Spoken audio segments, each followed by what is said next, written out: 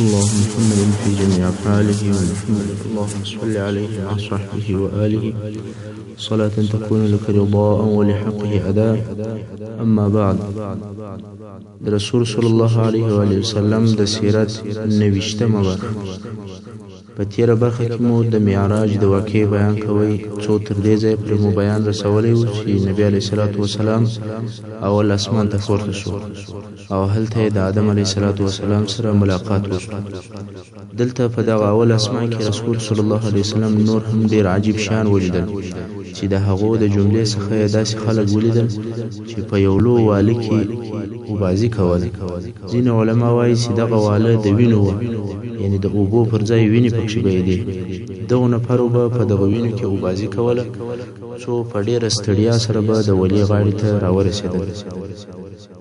د ستړیا په سبب به یې خولې وازې نیولې وې، خو دلته د ولي پر غاړه به ملایکو پر مخ په ډبرو ویشتل، حتی مخان به یې زخمي سول او وینې به ځینې بهېدې او بیرته به په د اوبازي باندې هغه بل طرف ته رهي سول. خو هلته بیا دغه د ډبرو وارونه پرې کېدل. رسول صلی الله علیه وسلم په تعجب کې شو، ولیا جبرائیل دا څوک دی؟ جبرائیل علیه السلام وویل دا هغه خلک دي چې د یتیمانو مال به خوړی، نو هر هغه څوک چې د یتیمانو مال خوري نو پس له مرګه به په عالم برزخ کې د قیامت تر ورځې دغه عذاب ورکول کېږي او بیا په قیامت کې جزا د دوزخ عذاب دی. دغه هغه اولنی او کوچنی عذاب دی چې د مخه تر قیامت ورکول کېږي او په قیامت کې بیا اشد عذابونه ورته ګوري. رسول صلی الله علیه وسلم هلته نور خلک هم ولیدل چې ډېر لوی نسونه او ډېرې لوخېټې وې. ستوني ستخ پر مځکه پراته ول او د فرعون قوم به د هغو پر خېټو او پر نسو تېرېدی. تاسو ته معلومه ده چې الله جل جلاله د مخه تر قیامته په عالم برزخ کې د فرعون قوم ته جزا ورکوي او جزا یې په دې ډول سره ده چې په یوه شپه او ورځ کې 2 واره اور ته بیولل کېږي. یعنی اوس یې عذاب پرلهپسې نه دی، فقط یو وار په ورځ کې او یو وار په شپې کې او پر اور باندې ور ارزیږي او بیا بیرته راوستل کېږي. دغه جزا تر قیامت د مخه ده او بیا په قیامت کې اشد عذاب ورکول کېږي. نو دغه د فرعون قوم کم خلق چې ول داسې به اور ته بیول کېدل او بیرته به راوستل کېدل، د دغو لوی نسو خلکو پر خېټو به تېرېدل. رسول صلی الله علیه وسلم پوښتنه وکړه ولیا جبرائیل دغه څوک دی؟ جبرائیل علیه السلام وویل یا رسول الله دغه لوی نسي خلک سود خوړونکي دي، هغه چې په دنیا کې یې سود کوي او ربا یې خوړله. هغه کسان چې د دوی پر نسو باندې تېرېږي هغه د فرعون قوم دی چې 2 واره عذاب ته بیول کېږي. خو د تګ او د راتګ لارې د دغو سودخورو د نسونه دي چې پر هغو باندې تېرېږي. دا هغه کسان دي چې د نسونه یې پړسېدلي دي او نور قوم یې پر نس ورخېږي چې په دنیا کې بیا سود او ربا خوړله او د دې معاملې به کوي. نو هغه کسان چې سود او ربا کوي هغه بد او حرام کار کوي او الله جل جلاله د دغو خلکو ته د جزا او د تهدید پر قسم باندې په سورة البقره 209 نمبر آیات کې ورته فرمایلی دي. اعوذ بالله من الشیطان الرجیم فأذنوا بحرب من الله ورسوله، یعنی تاسې د الله او رسول الله صلی الله علیه وسلم د جنگ د پاره ځانونه تیار کړئ. هغه څوک چې سود او ربا کوي هغه ته به د قیامت په ورځ وویل سي اسلحه دې راواخله. سود خوړونکی به ووایي چې د چیش دپاره؟ وایي د الله سره د جنګ کولو دپاره. او هر هغه څوک چې د ربا مال خوري هغه به د قیامت په ورځ د پیریاني او د میرګیاني سړي پر شکل باندې راپورته کېږي. دا هم تاسو ته معلومه ده چې پیریاني او میرګیاني سړي پر لار نشي تللی، چپه کېږي او بیرته راپورته کېږي. نو د ده به هم دا حال. سود خوړونکی انسان دغه ټول تکالیف او د قیامت عذابونه دا به د دې دپاره قبلوي چې دغه نابوده او بې بقا دنیا د یو څو خسیسې پیسې، دا یو څو 15 پیسې او 15 روپۍ د دې دپاره دا ټول عذابونه پر ځان باندې وړي. او بیا رسول صلی الله علیه وسلم داسې خلک ولیدل چې د هغو سره وراسته او بدبویه خواړه ورسره پراته ډیر بدبویه تللی خو په عین وخت کې نور پاک او تازه خواړه او خوندور خواړه هم ورسره پراته وو مګر دغو خلکو به هغه پاک او تازه خواړه پرېښول او هغه بدبویه او راسته خواړه به خوړل رسول صلی الله علیه وسلم په ډیر تعجب شو چې څوک به داسې وي چې ښه او تازه خواړه پرېږدي او بدبویه او راسته نجس خواړه خوري نو ویې ویل چې یا جبرائیل دا څوک دی جبرائیل علیه السلام وویل دا زناکاره دی هغه زناکاره چې حلاله او پاکه زوجه به پرېښوله خوبیس او نجس ناروا ته به رجوع کول رسول صلی الله علیه وسلم دلته په اول اسمان کې ډیر شیان ولیدل او بیا د اول اسمان څخه دویم اسمان ته د جبرائیل علیه السلام په ملګرتیا تشریف یووړ هلته هم نور ډیر عجب شیان ولیدل چې پر هغه سربیره دوه مشرف او معزز انبیا علیه السلام هم ولیدل چې یو عیسی علیه السلام او بل یحیی علیه السلام دواړه ځوانان او د الله جل جلاله ته مقرب انبیا ول رسول صلی الله علیه وسلم د عیسی علیه السلام د شکل او د قیافې وصف بیانوي و عیسی علیه السلام په رنګ باندې سور یعنی د مخ رنګ یې د سپینوالي څخه وسوروالي ته مایل و نه جګ نه ګردی یعنی میانقد و پر مخ یې ډیر خالونه درلودل کله چې به سر وشوروي ستا به دا خیال سو چې اوبه ځینې څڅېږي یعنی وریښتان یې داسې لانده معلومېدل که څه هم هغه به لانده نه ول دا د عیسی علیه السلام وصف او د ښایست بیان چې رسول صلی الله علیه وسلم موږ ته بیانوي بیا رسول صلی الله علیه وسلم دریم اسمان ته تشریف یووړی هلته یوسف علیه السلام ولیدی رسول صلی الله علیه وسلم د هغه په باره کې فرمایي والله ما رأیت اجمل منه یعنی قسم په الله تر هغه ښایسته مې نه دی لیدلی او بیا فرمایي هغه ته نیم ښایست ورکول سوی و څنګه نیم ښایست خلک د دې جملې او مقصد ته نه متوجه کیږي مقصد یې دا دی چې الله جل جلاله چې څومره ښایست خلق کړی دی او پیدا کړی دی هغه پر دوی حصې ویشل سوی دی یوه حصه یې یوازې یوسف علیه السلام ته ورکول سوې ده او هغه بله حصه یې ټول بشر ته ورکول سوې ده نو ته دغه جمال او ښایست ته فکر وکړه چې یوسف علیه السلام به څونه ښایسته و د مصر ښځو پر زلیخا باندې ملامتي ویله چې زلیخا د خپل مریي څخه نفساني غوښتنه کړې ده نو زلیخا او هغو ښځو ته مېلمستیا جوړه کړه ښځو ته یې میوې او چړې کښېښولې او بیا یې یوسف علیه السلام ته وویل ورسه کله چې یوسف علیه السلام ورغلی هغه ښځې دغه د ده و بې مثاله ښایسته په حیرت کې ډوبې شوې په خپلو ځانو نه پوهېدی د مبهوته او بېحاله شوې تر داسې اندازې چې د میوې په عوض او د میوې په بدل کې خپل لاسونه په چړو پرېښول او په ځانو نه پوهېدې لکه الله جل جلاله چې دغه د دوی حال په قرآن مجید کې فرمایي اعوذ بالله من الشیطان الرجیم فلما رأينه أكبرنه کله چې دغه ښځو یوسف علیه السلام ولیدی ډیر زیات ښایسته یې ولیدی او ډیر زیات ښایسته یې وبلل وقطعن أيديهن او پر لپسې خپل لاسونه پرې کړل الله جل جلاله داسې نه وویل چې وقطعن یعنی د طوا په زور سره نه وویل ځکه چې په دغه صورت کې مقصد یو وارې پرې کېدلی بلکې الله جل جلاله د طوا په شد سره وفرمایل چې ترجمه داسې کېږي چې څو واره یې پرې کېدل وکول نو هغه ښځو یو وارې نه بلکې په تکرار سره خپل لاسونه په چړو پرې کول او په ځان نه پوهېدې وقلنا حاش لله ما هذا بشرا او دغه ښځو ویل الله د عجز او د نقصان څخه پاک دی دغه ځوان انسان نه دی ان هذا الا ملک کریم نه دی دغه ځوان مګر مکرمه ملائکه ده دا شکل د بشر شکل نه دی بلکې لکه یو ښایسته ملکه داسې غوندې یوسف علیه السلام ښایست په دغه اندازه سره و مګر د یوسف علیه السلام درجه او د مقام د ښایست په سبب نه دی بلکې درجه په نبوت سره ده او په هغه علم او په هغه حکمت سره ده چې دته الله جل جلاله ورکړی دی بیا رسول صلی الله علیه وسلم څلورم اسمان ته تشریف یووړی هلته یې ادریس ادریس علیه السلام ولیدی. هغه شراغلی ووی او بیا له هغه ځای څخه پنځم اسمان ته ولاړی. رسول صلی الله علیه وسلم فرمایي چې هلته په پنځم اسمان کې مې هارون علیه السلام ولیدی چې یو عزتمن شیخ او معتبر سړی و. او بیا رسول صلی الله علیه وسلم شپږم اسمان ته تشریف یوړی او هلته یې مکرم رسول کلیم الرحمن موسی علیه السلام ولیدی. بیا نو رسول صلی الله علیه وسلم اوم اسمان ته تشریف یوړی او هلته بیت المعمور ولیدی. بیت المعمور د اهل سما د پاره کعبه ده، لکه څنګه چې دلته په مځکه کې د انسانانو او پیرانانو د پاره کعبه سته، لمونځ ورته کوي، طواف ورکوي. همدارنګه د اهل سما د پاره کعبه سته چې هغه ته بیت المعمور ویل کیږي. او الله جل جلاله دغه بیت المعمور د سورۃ طور په څلورم آیات کې ذکر کړی دی. رسول صلی الله علیه وسلم دغه بیت المعمور په باره کې فرمایي د ورځې او یا زره ملائکه طواف ورکوي او هغه ملائکه ته بیا د قیامت تر ورځې بل نوبت نه ورسیږي. هر ورځ نوري نوي او یا زره ملائکه د طواف لپاره ورته راځي. دا د الله څونی مخلوق دی، لکه الله جل جلاله په سورۃ مدثر یو دیرشم نمبر آیات کې فرمایي وما يعلم جنود ربك الا هو.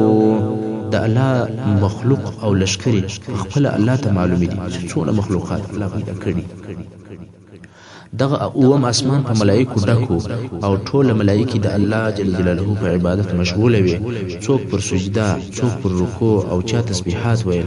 رسول صلی الله علیه وسلم فرمایي چې په دغه اوم اسمان کې یو ویش ځای نه وو مګر هلته ملک و او الله ته سجده یا عبادت کوي. او رسول صلی الله علیه وسلم فرمایي دلته مې یو سړی ولیدی چې بیت المعمور ته تکیه کړی و او هغه سړی تر هر چا د ستاسي د ملګری سره مشابه و. ستاسي د ملګری د لفظ څخه د رسول صلی الله علیه وسلم خپل ځان مقصد دی، یعنی هغه سړی فرنګ او په شکل، قیافه او په کړه وړه کې زما سره مشابه و. رسول صلی الله علیه وسلم فرمایي چې پوښتنه مې وکړه چې یا جبرائیل دا څوک دی؟ هغه راته وویل چې دا ستا پلار ابراهیم علیه السلام دی. کله چې رسول صلی الله علیه وسلم د یو اسمانه بل اسمان ته تشریف وړي او دغه انبیا او رسولان یې هلته لیدل، دا یوازې لیدل نه ول بلکې هغه انبیا علیه السلام ورته راتلل، سلام یې ورسره کوي او د رسول صلی الله علیه وسلم استقبال او شرغله کوي، خبرې ورسره کولې او د رسول صلی الله علیه وسلم د نبوت او د رسالت تصدیق کوي. بیا نو رسول صلی الله علیه وسلم په دغه اوم اسمان کې د اسمان او هغه اخیری حدود ته تشریف یوړي او دلته جبرائیل علیه السلام د دویم واري د پاره په خپل واقعي شکل او صورت ولیدي چې بیا یې تر دغه ورسته په خپل چهره او شکل نه لیدل. ځکه جبرائیل علیه السلام دغه ټول کلو په جریان کې چې به وحی راوړلې هغه خپل حقيقي او ملکی شکل سره نه راتلی. د رسالت په ټوله موده کې فقط دوه واري په خپل شکل او صورت ورسول صلی الله علیه وسلم ته ښکارا شوی دی. اول واري د بیاست په شروع کې چې د هغه بیان مخکې درته کړی دی او دویم وار دغه د معراج په شپه کې. دلته د اوم اسمان په اطرافو کې د سدرۃ المنتهى د درختي دلته جبرائیل علیه السلام په خپل واقعي شکل ورسول صلی الله علیه وسلم ته ځان ښکارا کړ، لکه چې دا بیان الله جل جلاله د سورۃ النجم په 14 او 14 آیات کې کوي. اعوذ بالله من الشیطان الرجیم. ولقد رآه نزلة أخرى عند سدرة المنتهى. او خامخا محمد صلی الله علیه وسلم جبرائیل علیه السلام په خپل شکل دویم وار په اوم اسمان کې د سدرۃ المنتهى د درختي یا ونې سره ولیدي. د سدرۃ المنتهى درخت یا ونه د لوړو او کښتو مخلوقاتو په منځ کې ویش او سرحد دی. پورتنی مخلوقات لاندې او کښتنی مخلوقات لوړ نشي تللی. د کښته طرف اعمال او احوال ته سدرۃ المنتهى پورې ورځي او له لوړه طرفه الهي اوامر او احکام ته سدرۃ المنتهى پورې راکښته کیږي. او جنت هم دلته د سدرۃ المنتهى د ونی سره دی، ځکه الله جل جلاله په فرمایي عندها جنت المأوى. وای د دې سدرۃ المنتهى سره نږدې جنت المأوى هم شته. نو رسول صلی الله علیه وسلم د جبرائیل علیه السلام په ملګرتیا هغه ځای ته ولاړی چې هلته هیڅ بشر نه دی تللی، هیڅ انسان دغه مقام ته نه دی رسیدلی، بلکې داسې ځای ته ولاړی چې هلته نه بشر او نه ملکه تللی ده بېله جبرائیل علیه السلام څخه. فقط دغه جبرائیل علیه السلام دغه ځای او مقام ته ورغلی دی. رسول صلی الله علیه وسلم فرمایي چې دلته مې جبرائیل علیه السلام ته وکتل چې هغه په داسې شکل سو لکه هغه څیري او زړه شړېدلې بوریا. دا ټول د الله جل جلاله د بیرې څخه. دا د جبرائیل علیه السلام حال و. هغه جبرائیل چې ذی قوه و، ذی جبروت او شدید القوا و. دی الله جل جلاله شدید القوا بللی دی، یعنی د شدید قوتو خاوند. خو دغه شدید القوا جبرائیل په دغه مقام او قرب ته چې کله ورسېږي د الله د بیرې دغه حال وي. دلته نو جبرائیل علیه السلام ودرېدی، ولیا محمد صلی الله علیه وسلم مخ ته ولاړ سه، ورته مخه سه، مګر زه قسم په الله که یو قدم نور و مخ ته سم د الله جل جلاله په الهي نور به وسوځل سم. لکه سعدي رحمه الله چې په دې باره کې اشعار ویلي دي: شبی برنشست از فلک درگذشت، به تمکین و جاه از ملک درگذشت. چنان گرمی در تیه قربت برند، که در صدر جبریل ذوباز ماند.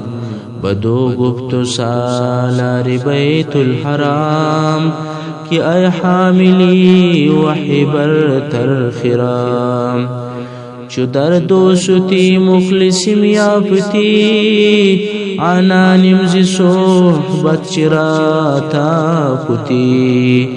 بگفتا فراتر مجالم نماند، بماندیم کنی روی بالیم نماند.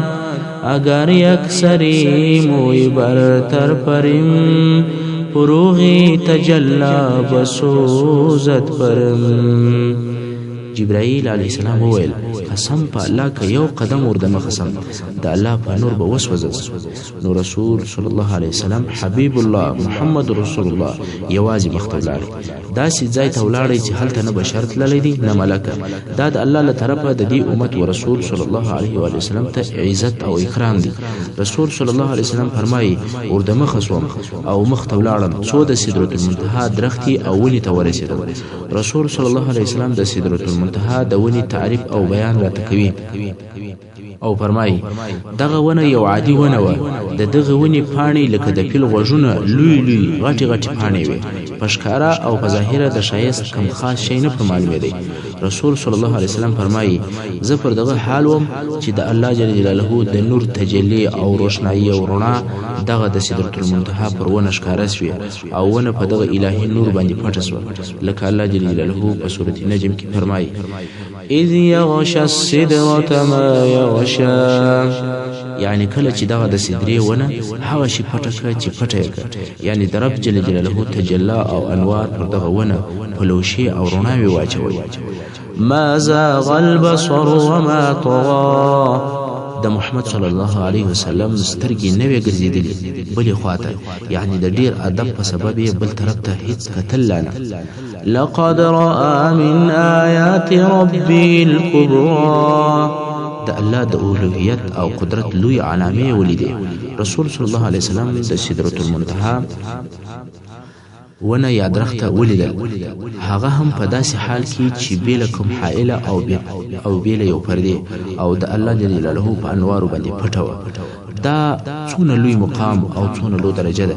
رسول صلی الله علیه وسلم فرمایي: کله چې دغه ونه په الهي نور باندې پټه سوه، د هغه خپل عادي حالت واوښتل، شکل او رنګ یې تغییر وخوړی او بدل سو. په دغه وخت کې د دې ونې د بهار او د سنگار داسې حال و چې د هغې د حسن او د جمال حال هیڅ بشر نشي بیانولی. شاخونه یې یاقوت او زبرجد سول. د ونې پر شاوخوا داسې ښایسته شان ګرځېدل لکه د سرو زرو پتنګان یا طلایي پتنګان. رسول صلی الله علیه وسلم فرمایي: د سدرة المنتهی د ونې شکل دونه فرق وکړي او د ښایست هغې درجې ته ورسېدل چې د هیڅ انسان په وس او طاقت کې نه ده پوره چې د هغې د حسن او د جمال تعریف او توصیف وکړي. ژبه او الفاظ د دې څخه عاجزه دي چې د سدرة المنتهی د ونې د وصف او د ښایست بیان دي وکړي. دا په هغه حال کې چې الله جل جلاله په نور او په تجلو باندې پټه کړه. دا د چا ژبه د دغه توصیف او تعریف عاجزه شوه؟ د هغه چا ژبه چې تر ټولو انسانانو فصیح او بلیغ دی. د رسول الله محمد مصطفی صلی الله علیه وسلم ژبه د سدرة المنتهی د ونې د حالت د بیانولو څخه عاجزه شوه. حال دا چې رسول صلی الله علیه وسلم تر ټولو انسانانو ډیر فصیح دی. دغه د سدرۃ المنتهى ونه د الله جل جلاله د مخلوقاتو څخه یو مخلوق دی، خو کله چې د الله په نور باندې پټه شوه، سید البشر اکمل البشر صلی الله علیه وسلم د توصیف او د بیان څخه عاجز شو. نو په خپل د حق جل جلاله د الله جل جلاله په باره کې څه خیال او فکر کوي چې هغه به څونه شایسته وي. دا خبره تر خیال او تر فکر لوړه ده. کمال الجمال الله لره دی او جمال الکمال رب العالمین لره دی. په دغه مبارک او عجیب ځای کې رسول صلی الله علیه وسلم د خپل رب سره بلا حائله او بلا وایستي خبرې وکولې. د دوی په مابینځ کې هیڅوک نه وحی وي او نه کوم ترجمان. حق جل جلاله بلا وایستي خبرې ورسره وکولې. موسی علیه السلام خو کلیم الله دی، ابراهیم علیه السلام کلیم الله دی، خلیل الله دی، او زموږ معزز پیغمبر رسول صلی الله علیه وسلم هم کلیم الله دی، هم خلیل الله دی، هم حبیب الله دی. ټول شرف او عزت د الله د طرفه پر رسول صلی الله علیه وسلم کې سرجمه شوی دي. په دغه نادره او نه پیښیدونکي ملاقات کې الله جل جلاله خپل رسول صلی الله علیه وسلم امر کوي چې په خپل امت باندې لمونځ فرض وګرځي. الله جل جلاله چې کوم عبادتونه پر موږ فرض کړي دي هغه ټول د جبرائیل علیه السلام په واسطه سره راته راغلي دي. ټول حلال او حرام، ټول فرائض لکه روژه، زکات، حج او نور ټول احکام موږ ته د وحی په واسطه را رسول شوي دي او را باندې فرض شوي دي. بې له لمانځه لمونځ د الله په مستقیم امر سره او د الله په مستقیم خبرو سره بې له واسطې را باندې فرض شوی دي. د الله په قدرت کې ولا او کولای سوای چې لمونځ هم د وحی په واسطه را باندې فرض کی، مګر یا د دې لپاره چې اسلام د لمانځه په درجه او مقام باندې پوسی او په اسلام کې د لمانځه مقام معلوم شي، نو په لمانځه سره بې له واسطې امر وکړي. دا هم د الله په قدرت خو چې رسول صلی الله علیه وسلم پر مځکه وي او بې له واسطې په لمانځه سره امر کوي چې پر مځکه بې له واسطې خبرې ورسره وکړي. مګر یا رسول صلی الله علیه وسلم لوړ بوتي او هلته په دغه مشرف مقام کې په لمانځه باندې امر کوي او د لمانځه فرضیت یې ورته صادر کوي. دا د دې لپاره چې موږ مسلمانان د لمانځه سره بې پروایي ونه کوو او د لمانځه په درجه او په مقام باندې پوه شو. الله جل جلاله په دغه مشرف او معزز ځای کې په لمانځه مکلف کو. نو خود رسول صلی الله علیه وسلم فرمایي زموږ او د کفارو په مابینځ کې فرق لمونځ دی. که چا لمونځ پرېښوی هغه کافر سو او اسلام او لمونځ د اسلام عمود او تنبه ده. رسول صلی الله علیه وسلم فرمایي العهد الذي بيننا وبينهم الصلاة فمن تركها فقد كفر. رواه الترمذي. چې دا د لمانځه په باره کې لوی امر دی. د لمانځه د پاره د عمر شرف او عظمت کافي دی چې د الله په مستقیم امر سره فرض شوی دی او په داسې مبارک ځای کې فرض شوی چې هلته نه بشر رسېدلی دی نه ملکه بې له سرداري کونی محمد مصطفی صلی الله علیه وسلم. دلته باید د لمانځه لوړه درجه او لوی مقام د یو مثال پر راوړلو سره هم باید بیان کو. او مثال خو د ممتنعاتو څخه نه دی. هغه مثال به داسې بیان کو چې په دنیا کې دا معمول او قانون دی چې یو څوک د یو باچا حضور ته د میلمه په شکل باندې ورسي، نو د باچا د طرفه یو هدیه یا یو سوغات ورکول کیږي. نو د رب العالمین چې د باچاهانو باچا دی او هغه ته محمد رسول الله صلی الله علیه وسلم د یو میلمه په صفت باندې ورلی. نو په دغه شاندار ملاقات کې الله جل جلاله په هدیه کې او په تحفه کې لمونځ ورکوي. تاسې د لمانځه دغه لوړ مقام او لوی قدر ته وګورئ. د اختر په ورځ هم لمونځ، د جمعې په ورځ هم لمونځ، د لمر او سپوږمۍ د تندې نیولو په ورځ هم لمونځ، د بیرې په وخت کې هم لمونځ، د خوشحالۍ په وخت کې هم لمونځ، د باران غوښتنې په وخت کې هم لمونځ. لمونځ هغه شی دی چې مخلوق و خالق ته نږدې کوي. لمونځ د رب العالمین او د هغه د بندگانو په مابینځ کې رابطه ده. پس د دغه عظیم او مشرف ملاقات رسول صلی الله علیه وسلم بیرته رجعت وکړي او راوګرځېدی. په لار کې د موسی علیه السلام سره ولیدل. موسی علیه السلام پوښتنه ځینې وکول چې الله په چی شي باندې امر کوي. رسول صلی الله علیه وسلم وفرمایل زما رب امر کړم چې یوه شپه او په ورځ کې به 50 لمونځونه زما پر امت باندې فرض وي. موسی علیه السلام ورته وفرمایل علما بني اسرائیل څخه تر دې کم غوښتل او تر دې مې لږ ځین غوښتل خو د هغو په وسه نه پوره او نه کول ته بیرته خپل رب ته رجوع وکوه او ستا د امت دپاره تخفیف ځینې وغواړه. رسول صلی الله علیه وسلم و جبرائیل علیه السلام ته وکتل لکه په دغه باره کې چې مشوره ځینې غواړي. جبرائیل علیه السلام اشاره ورته وکوله که دې خوښه وي هو درځه. رسول صلی الله علیه وسلم هم د خپل رب العالمین طرف ته رجوع وکول. نو دا رجوع موږ ته نه ده معلومه چې پر کومه صورت دی، آیا حقیقتا بیرته وګرځېدی او که د دعا پر شکل باندې و. په هر صورت رب جل جلاله ته رجوع وکوله او وی غوښتل چې دغه لمنځونه زما پر امت باندې څه سپک سي او څه لږ سي. الله جل جلاله لس لمنځونه پر کم کړ. بیا هم موسی علیه السلام ورته وایي چې ډیر دي او رسول صلی الله علیه وسلم رجوع کوي څو 10 سول او بیا 20 سول او بیا 10 سول او بیا 15 سول. بیا هم موسی علیه السلام وویل ما د بني اسرائیل څخه تر دغه لږ غوښتل او نه سوی کولای. نور هم د الله جل جلاله څخه تخفیف او اسانی وغواړه، مګر رسول صلی الله علیه وسلم وفرمایل د دغه ډیرې مراجعې په سبب حیا راته ودرېدل، نور رجوع نسم کولای، زه پر دغه راضی یم او قبول مې. او بیا د الله د طرفه څخه ورته وفرمایل شو دغه لمنځونه په ادا کولو کې 15 دي مګر ثواب یې د هغه 50 سره برابر. محترمو ورونو تاسې ورته وګورئ موږ او تاسې په یوه شپه عروض کې د الله جل جلاله دپاره 15 لمنځونه کوو، خو هغه هم ځینې ناوخته ځینې قضا سوي، خو الله دغه 15 لمنځونه موږ ته په 50 لمنځو راحسابي. دا هم د رحیم او کریم رب جل جلاله فضل او کرم دی. که چیرې موږ په هغه 50 لمنځو مکلف سوي وای څه حال به مو وای؟ نو دا د الله کرم او احسان دی چې لمنځونه یې 15 را باندې فرض کړي دي او ثواب د هغه 50 لمنځو راکوي. بیا نو رسول صلی الله علیه وسلم د هغه معراج په واسطه بیرته بیت المقدس ته راوګرځېدی او د بیت المقدس څخه بیرته بیا مکه مکرمه ته تشریف راوړی.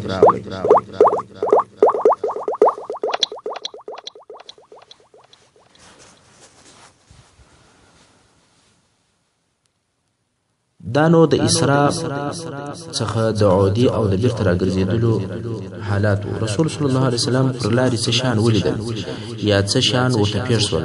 هغه دا چې رسول صلی الله علیه وسلم پر بوراق سپورو او د یو قافلې پر محاذات او برابر باندې تیرېدی چې دغه قافله هم د قریش وه چې د شام څخه مکې مکرمې ته رهي وه. د دغه قافلې څخه یو اوښ دغه د بوراق تګ او تیزوالی ولیدی او زلهو تورېدی. د قافلې څخه یې وځغستل، دونه لرې ولاړی چې د قافلې د خلکو څخه ورک شو. دوی پسې ګرځېدل او نه ویني ځکه شپه او تاریکه ده. رسول صلی الله علیه وسلم ورغږ کړل چې اوښ مو په پلانکي ځای کې دی. خلک په تعجب کې سول، لوړ د هوا د خوا څخه غږ اوري او څوک نه وي، خو هغه ځای ته چې ورغلل اوښ یې حالت پیدا کړ. خیر رسول صلی الله علیه وسلم په دغه شپه کې بیرته مکې مکرمې ته رالل. دغه ټوله شپه سفر او دغه ټولې واقعې په دغه یوه شپه کې بلکې تر یوې شپې لا هم په لږ وخت کې پیښ شوې، ځکه په دغه شپه کې ولاړی او په هغه شپه کې بیرته تر سهار د مخه رالی. محترم اوریدونکو څنګه چې وخت پای ته رسیږي زموږ پاته بیان د سیرت نبی صلی الله علیه وسلم به پر روانه برخه کې بیان سي ان شاء الله تعالی. وصلی الله تعالی علی خیر خلقه محمد و آله و اصحابه و اهل بیته اجمعین.